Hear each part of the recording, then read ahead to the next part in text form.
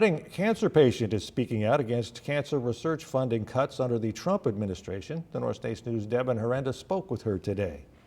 These are historic cuts that is going to directly affect all of us, all of the research that we're doing. That goes to grants that are furthering our lives. Cancer patients are raising concerns over a drop in resources under the Trump administration. In March, representatives with the U.S. Department of Health and Human Services announced a scaling back of 10,000 full-time employees. Corey Casebeer is a Reading local who has stage 4 lung cancer. She's a non-smoker and was first diagnosed at stage 1 when she was 31 years old. She tells me through a clinical research trial, she's been able to get access to life-saving medication. She fears job cuts could lead to devastating delays in treatment. That can literally affect people's outcomes, how long they live, these access to these drugs and how quickly that they're able to get to market is a really big concern for us. Because that means that things are going to be slower.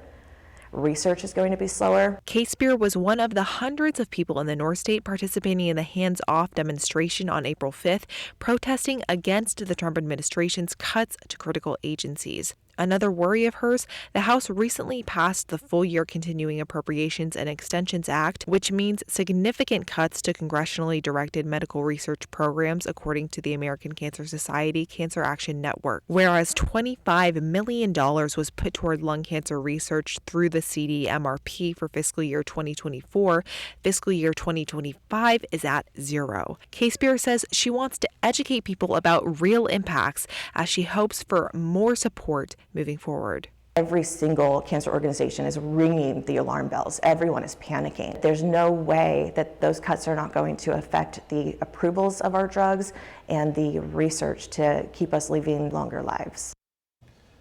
That was Devin Herenda reporting. Corey wants to help break the stigma related to lung cancer, saying people often see it as only a smoker's illness when that's not always the case.